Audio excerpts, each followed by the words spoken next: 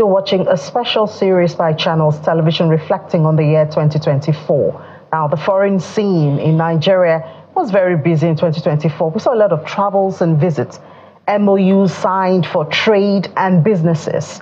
What are the results of some of that? And just today, there was that accusation by Niger Republic. We're going to delve into all of that. But first of all, let's take this report by the head of the foreign desk here in Channels Television, Amarachi Ubani. A warm and colorful arrival to Beijing, China, and President Bola Tinubu kicked off his visit to the country with much expectation. Just like other presidential visits, he was expected to engage in a one-on-one discussion with Chinese President Xi Jinping, where both would table issues of mutual interests. He was also expected to sign new deals that will boost Nigeria's economic partnership with the country and leave Nigeria feeling richer as China's #1 partner in Africa. According to the presidency, all of that did take place. The president did hold a one-on-one meeting with the Chinese president, and both later announced the elevation of China-Nigeria relations to a comprehensive strategic partnership. Mr. President. Discussions filtered to economic cooperation, and both witnessed the signing of mutual cooperation documents related to China's Belt and Road Initiative and other economic development projects. And what's a presidential visit to another country without a chit-chat with the Nigerian community, where he charges Nigerians in China to be good ambassadors? What is uppermost in my mind is for you to represent Nigeria. Nigeria for development. Nigeria for good citizenship. You are one of us, and we have to encourage you to be good ambassadors, all of you. So did the president have a good outing in China? Career diplomat and former deputy head of mission of the Nigerian embassy in Beijing, Ambassador Chuka Udedibia, says Nigeria needs to be focused on something else: implementation of agreements and balancing of common interests. We are sovereign countries and should relate to other sovereign countries on bilateral basis as sovereign nations. And each country established what we call joint commissions to handle their relations, their bilateral economic relations. There is also trade in services. There are so many aspects of bilateral relations. How have we fared in all these other areas? He eventually answers the question about the president raising his visit a very successful one. Nigerian president, not just Bola Tinubu, but other presidents in the past, have been doing exactly the same thing. Because I was deputy head of mission in China. We saw China grow. When it started, we witnessed some of these things. And we advertised our job. We were writing reports. We were advising the government. This is the route to take. This is how Nigeria can benefit from till date. That has not been done. As with all state visits, the achievements may only be noticed in the coming months. And with the president so confident already, we'll just have to wait and see. Amarachi Ubani, Channels Television News.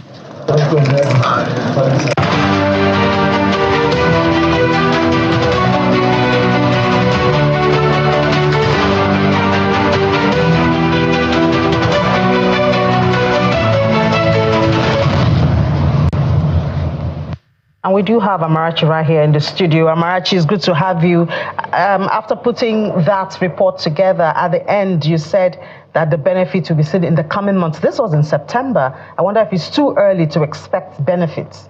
Well, I think the recent currency swap between Nigeria and China is, some have attributed that to this meeting that the president had, because what's interesting about, this China trip is the fact that a lot of agreements were signed, but then they were signed behind closed doors, which seems to be the characteristic of, our relations with China. A lot of deals are usually signed. We don't know what they are.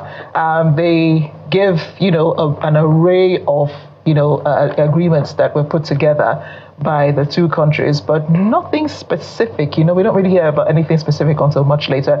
And I find that is, it seems to be the way that most of, our agreements with many countries are.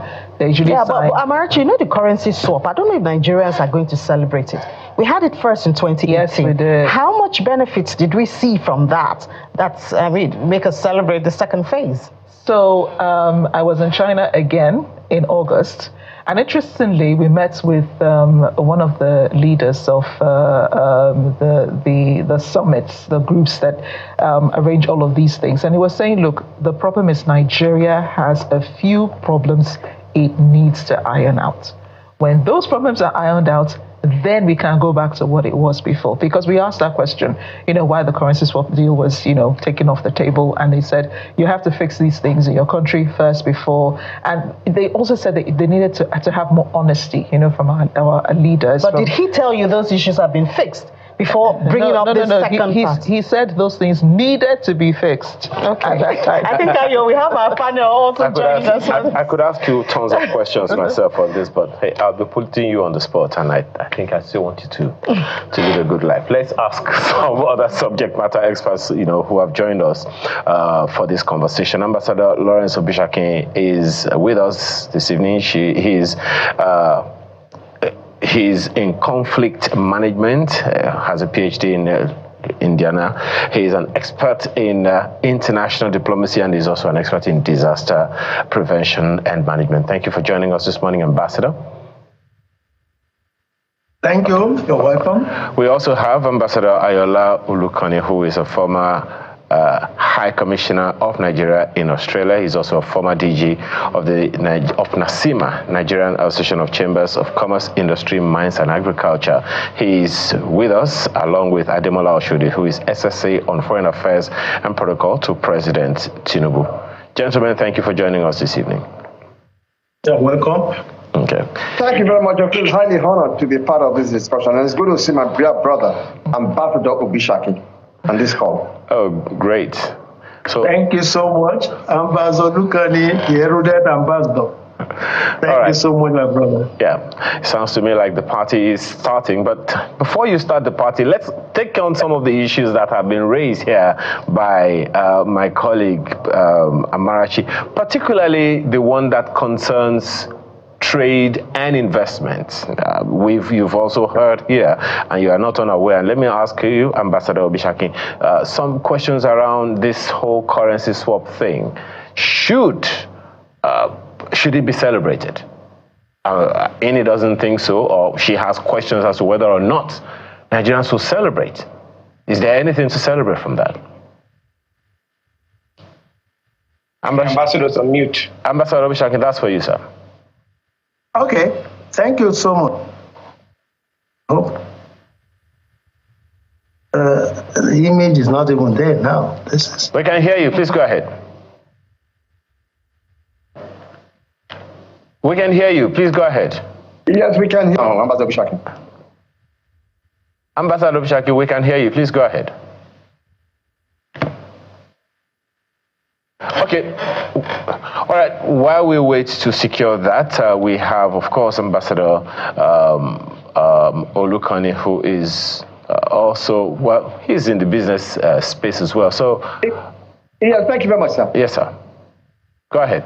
I think, thank you for this opportunity. I think the first thing I think we should address in this panel is the question of the ambassadors of Nigeria across the world. We'll certainly come to that. We just wanted to start with this issue, that because it's a vexed issue, no doubt about it. But even before we even have them, the one that the president himself has been going around, and as some would say, spending taxpayers' money to go all around. So are these investments worth it? So let's start with this China deal. What's your take? that, yes, the China deal is good, is important, but at the end of the day, it is the principal envoy and others who will follow up.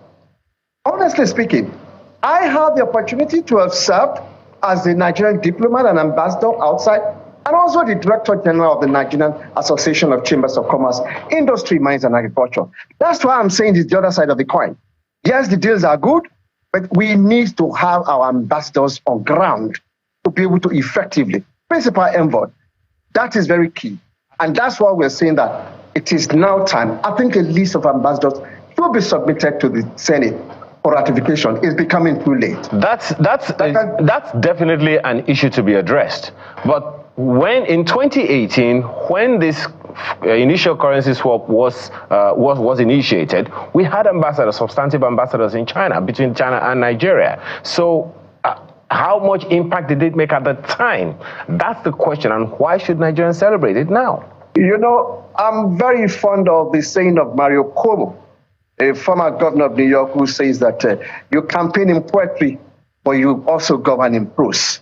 When those agreements are done, I saw it as DG Nastima, and we raised the issue several times that what is happening with the implementations of this particular agreement? The nitty-gritty of it is intentional, it's good, but at the end of the day, implementation is key, is very important. Unfortunately, I think somehow we dropped the ball there. There's an opportunity now for Mr. President, for this administration to continue on that. The president was in China, POCAC, between Africa and China, and I think the question which we'll ask is, was this also one of the issues discussed on the sidelines at the bilateral level? Where was the problem? And I think this is well done, because there's no use crying over spilled milk. If it is still there, can we review it?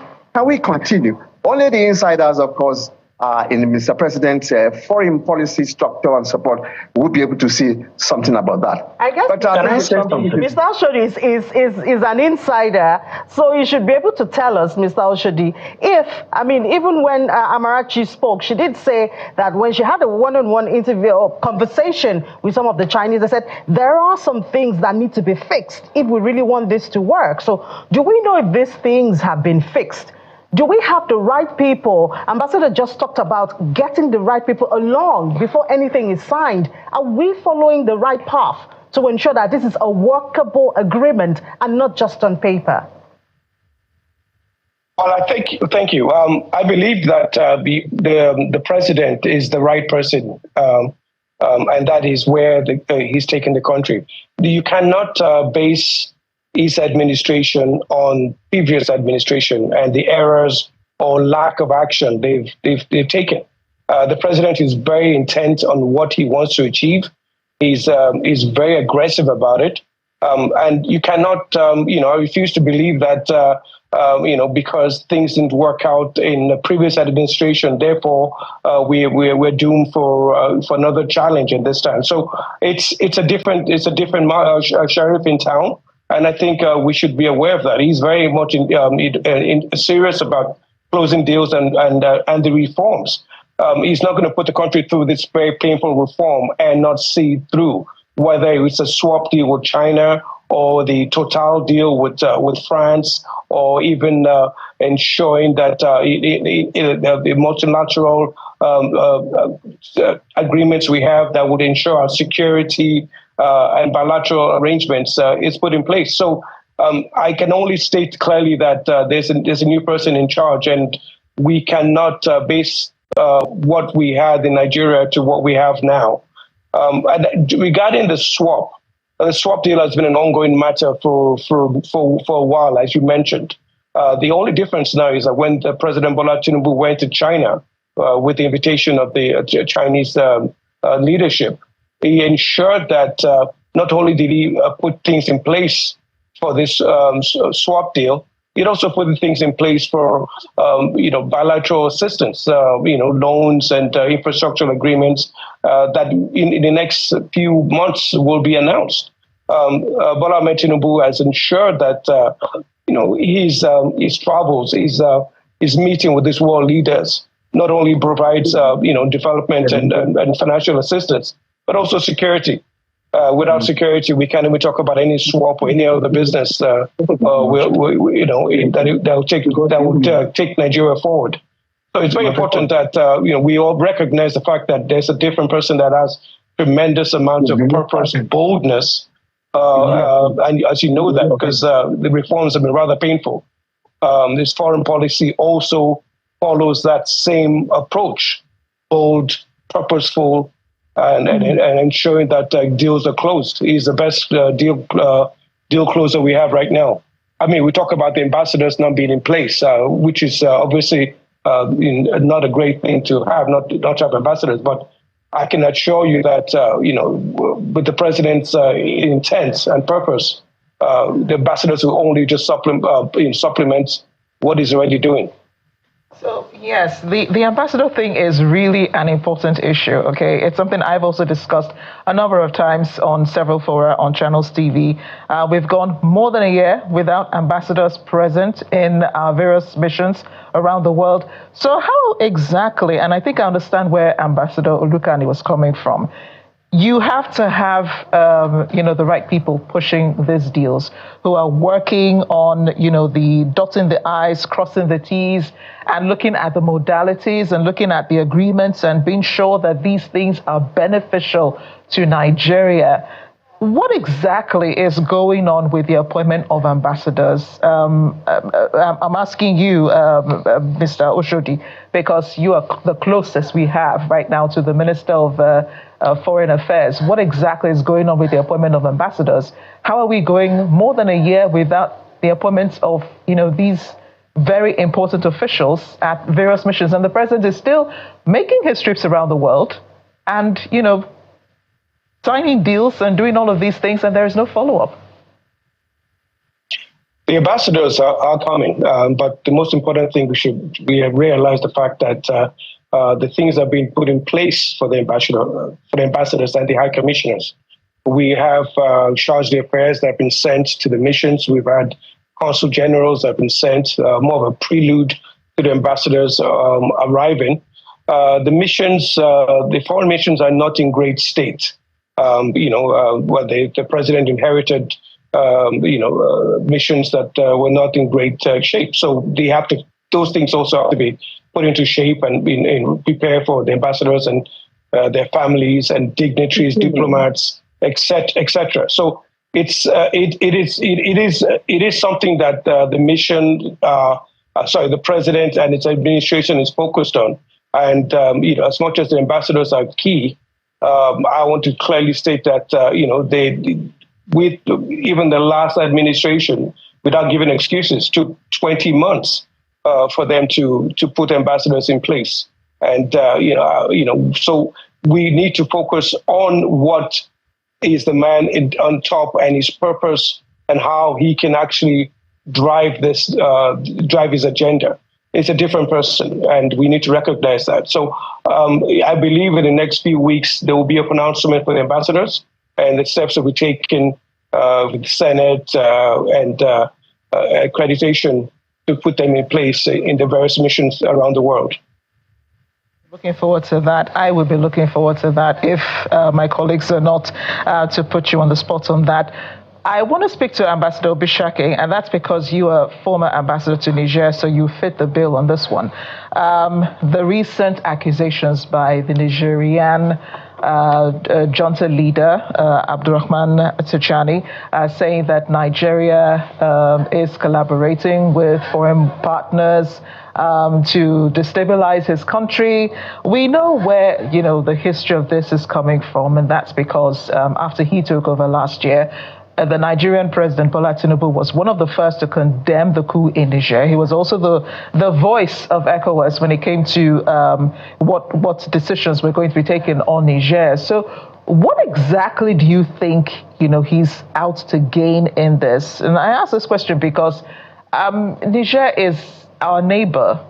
We share border with Niger, and many Nigerians cross over, and then the Nigerian president made his address in Hausa, knowing that the Nigerian population was a target. What exactly do you think was his motive here? regarding making this statement? Do you think he has any proof, any evidence? Would he speak, carelessly about an issue like this? Well, thank you very much, Amarachi.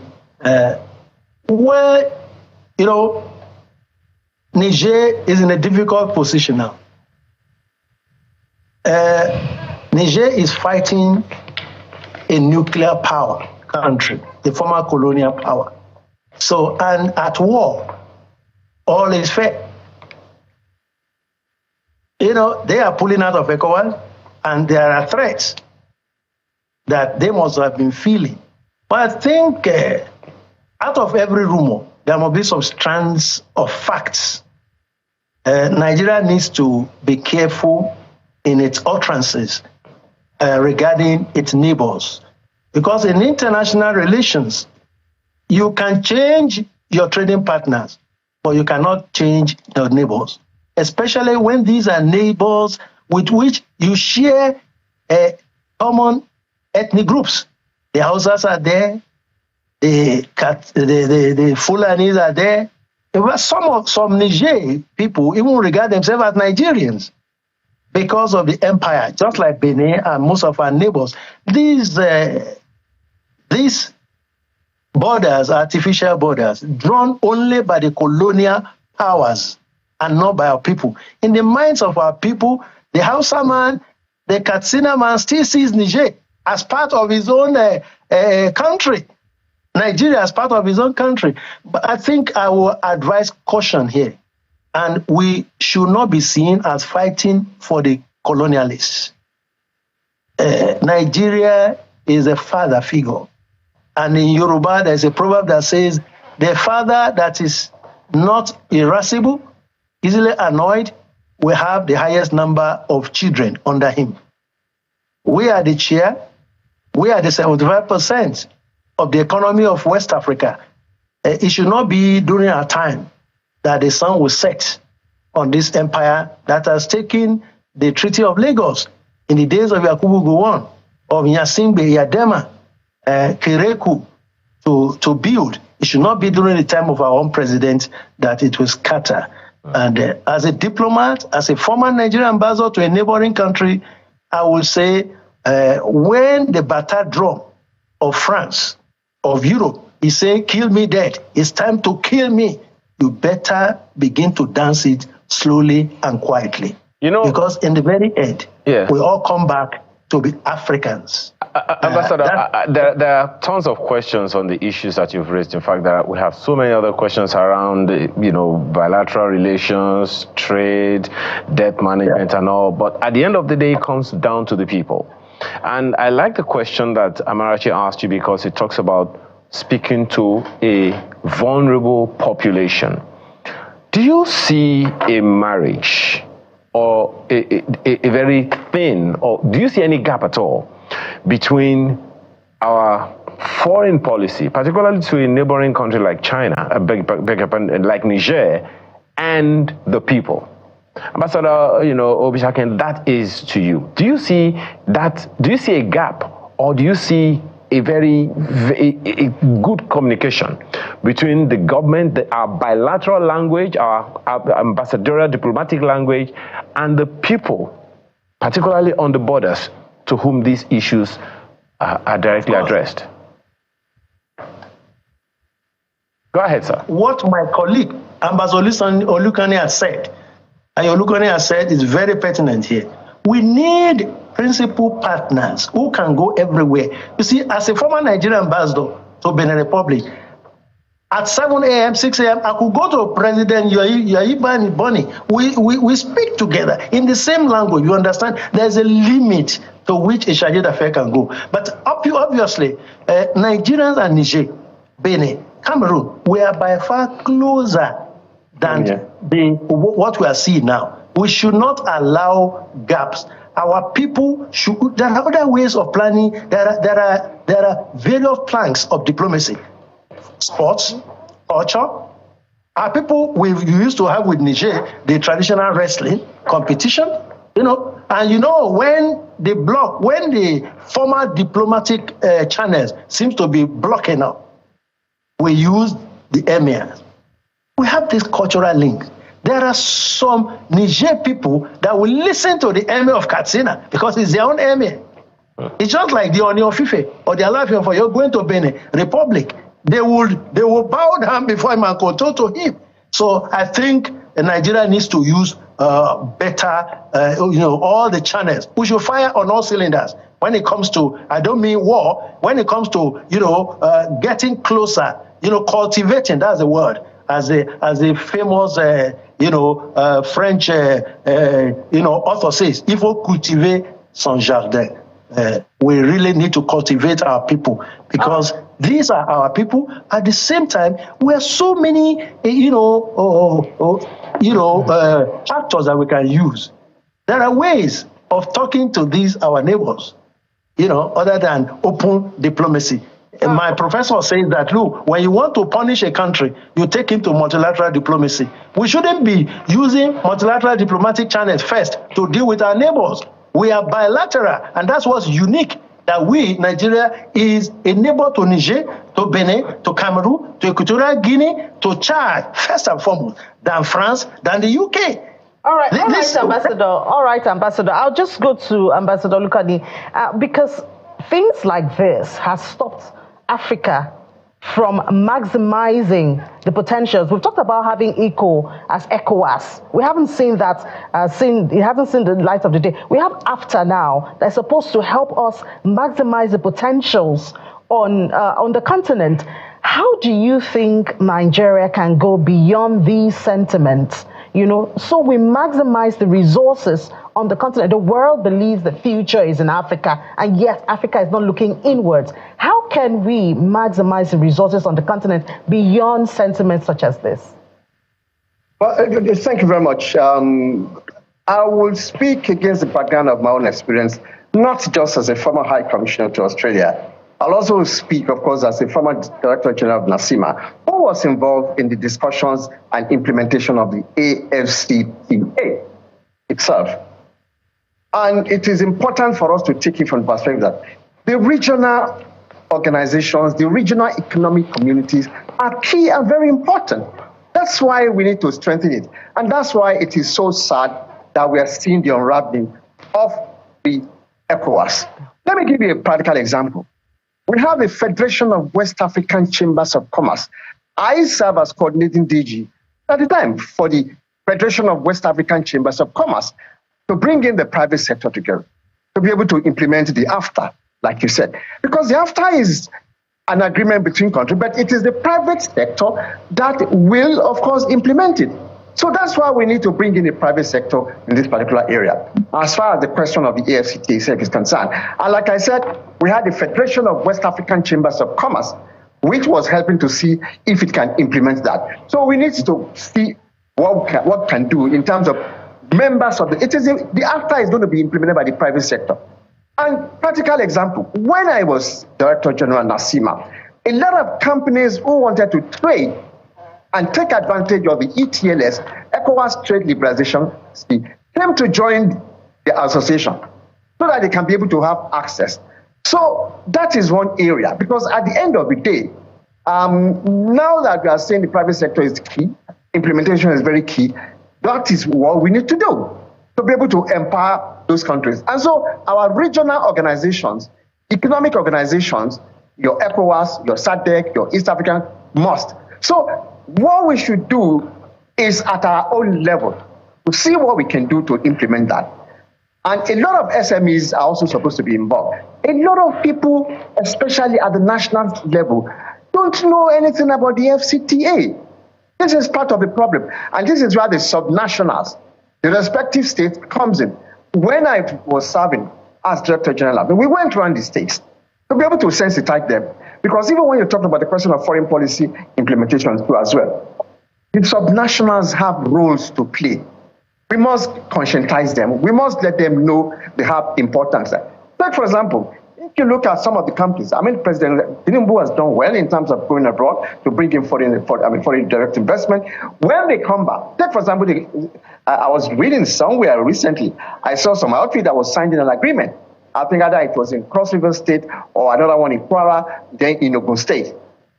it is important for these subnational themselves to be able to be part and parcel of it. So the AFCTA will only be useful if we can domesticate, if we can make sure that the respective private sector outfit that wants to participate can participate effectively. That is where we go, and that's where we see that, yes, the foreign policy thing is not just up there, it is on ground there. And like I said, as a practitioner, I know, and if you look at very many other things that we've done, we had the West African region in terms of movement on the West Coast. What happened to that arrangement? To move goods. And it is one of the areas the AFCTA is looking at in terms of the importance of moving goods across respective countries. But the respective regions is important to, and that's why the question of ECOWAS, we must make all effort to make sure that it does not unravel at the end of the day. Like my brother said, if you look at the Lagos, the trade fair across Nigeria, a lot of members of the SMEs from Ghana, from Sierra Leone, from Cote d'Ivoire, they all coming to be able to part of the trade. And Nigeria is key. Nigeria is very important. And that's why I still come back. I say, I sincerely hope, like I think Mr. Ademola said, maybe within the next 1 week, we'll be able to hear that, yes, a list has gone to the president in terms of Nigeria's ambassador and principal envoy in terms of to be able to drive this program. But let's also see and work, how do we make sure members of the foreign policy? And that's why I'm quite delighted when Mr. President went to France, I saw some members of the Nigerian private sector were part and parcel of him. Yes, for the big people, that is good. That is important. But let us see. Nigeria's economy, you're talking about close to 90% of SMEs. So this is important. This is necessary for us to be able to make sure. Please let us bring the private sector in as well in terms of helping to see locally as far as the AFCTA is concerned. Because honestly speaking, without Nigeria, I don't think there will be FCTA in terms of the important roles which will play in this area. Was Nigeria's idea to have the CFTA in the first place. But Ambassador Lukadi, I see that, the appointment of ambassadors is really important to you. And I also think that this next topic is also important to you. But I'm going to direct my question to Ambassador Obishake, and that's Nigeria's membership of BRICS, which happened just a few months ago. I remember that it was at the early part of the year when the other countries, Saudi Arabia and a few other countries, 7 of them, I think, were admitted into BRICS. Months later, you finally have Nigeria. What exactly are we going to benefit from being, members of BRICS? Because, the reason for, this admittance is that, our foreign relations and direct investments and all of that with these other BRICS countries have improved over time. What will Nigeria seek? What will Nigeria gain? And what will these other countries also gain from Nigeria? Well, Amarachi,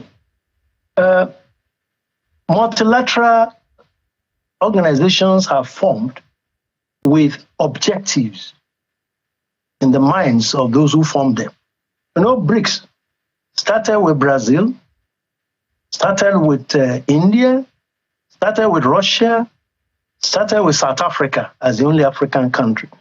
And we know times and seasons determine activities too.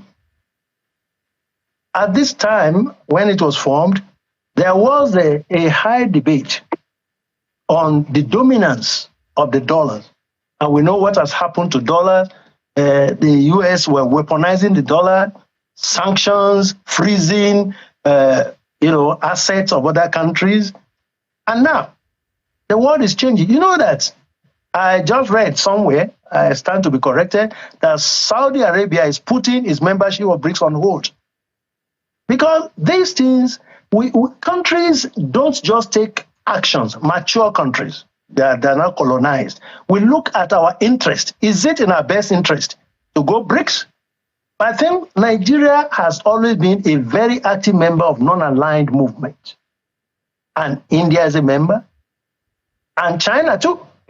But you should not forget that China is our greatest bilateral loan, giver, creditor. And China is a virtual world hegemon now. It's a matter of time. It's predicted that within the next 10 years, China will have the greatest economy, the biggest economy in the world. So if China is there, it will not be bad for us to tag along, at least. But I think changing the dollar, the value of the dollar, the preponderance of the dollar, the preponderance of the American economy, we have to also be very cautious. As a diplomat, I always advise caution. Nigeria has a lot to gain. Why not? You were talking about using the yuan that time. Why not? Whatever will help Nigeria. Nigeria is underperforming. That's it.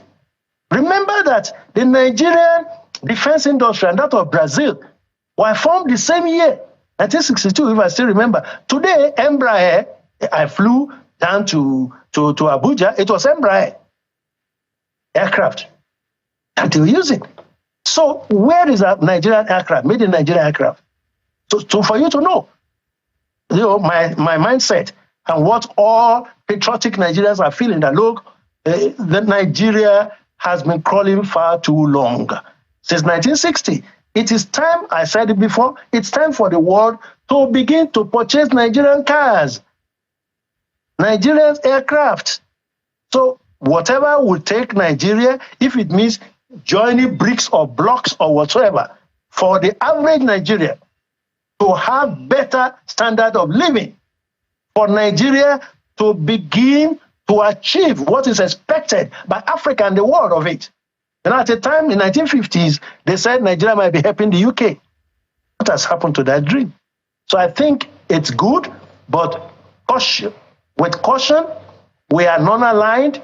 What we want to do is something like India. Be able to fire our own satellite, build our satellites, cheapest but most effective. Now everybody is respecting India. At the time, Chinese too, they know this is Chinese. Why not? Let us start. Let us build our scientists. Let's build our industrial base. And if BRICS will help us, why not? But be careful not to antagonize the Uncle Sam. All right. Because... All right, Ambassador, let me come to Mr. Oshodi. Mr. Oshodi, I'm sure you will see that all of this, the bulk is on your table, being a government representative right here. And so we hear BRICS and then being friendly with our neighbors and still being a big brother. We hear of AFTA and the collaboration that is in it within ECOWAS. Kindly share with us. I'm sure that the administration of President Bola Tinubu does have a plan and a vision as we get into 2025 of how we can achieve, even if it's not all of them, at least some of this collaboration with our neighbors, making the most of programs like AFTA, and getting ECOWAS together and still being a big brother, in the year 2025. Well, thank you. Nigeria is taking full advantage of geopolitical shifts, whether in West Africa with Francophone countries or even with the West-East rivalry with, America and China. BRICS, as you mentioned, is a wholly global South, non-Western, even almost probably non-aligned organization. So is the G20. Nigeria has sought membership of both blocks.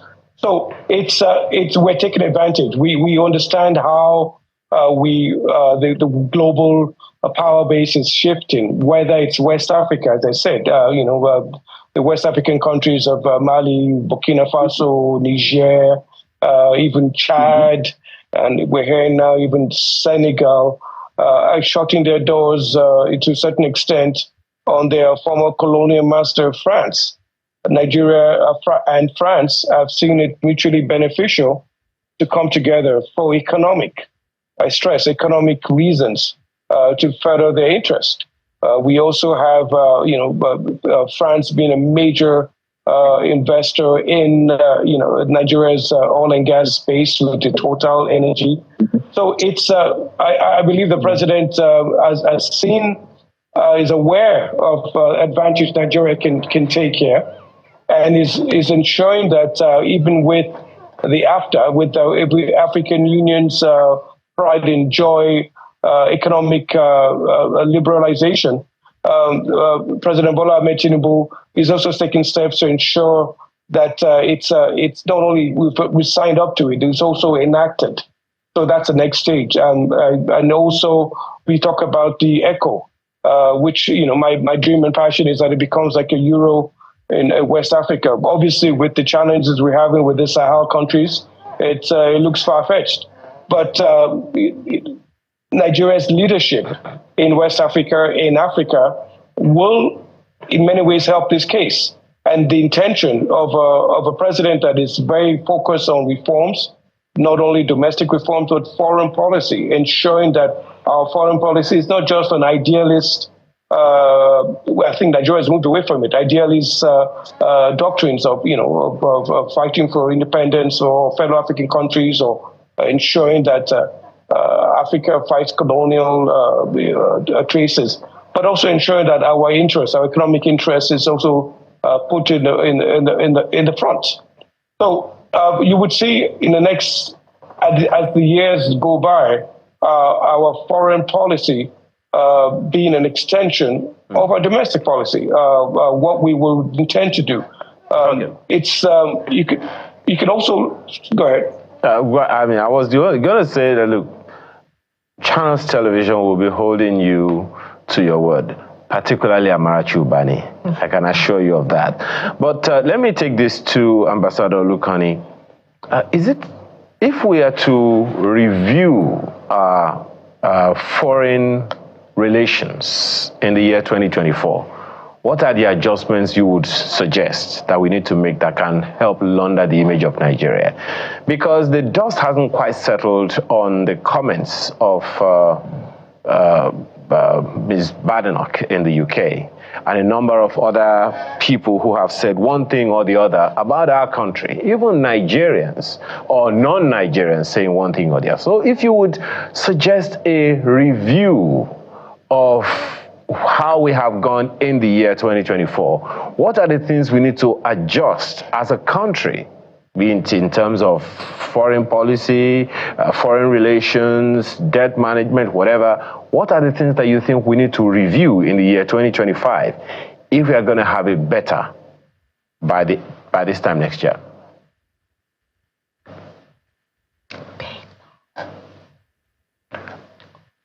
Could you kindly unmute, Ambassador?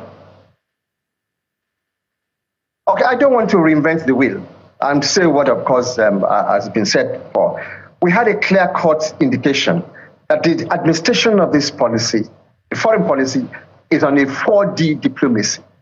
4D means demography, diaspora, development.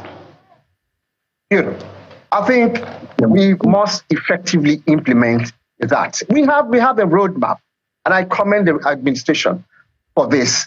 Of this, the 4D diplomacy, development, the question of diaspora, the question of development, and then our population too as well.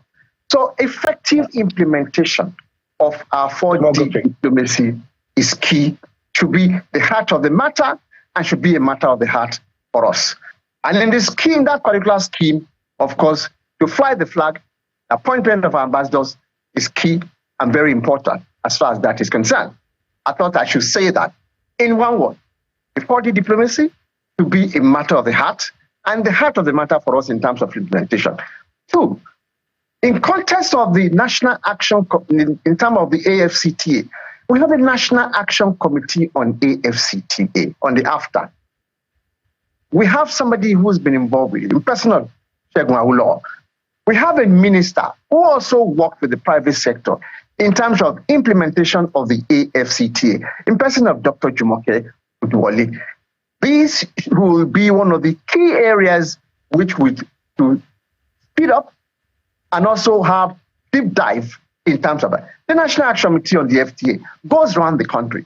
So for me, I think these are the key areas. I mean, without saying too much in terms of what should we do as far as 225 is concerned.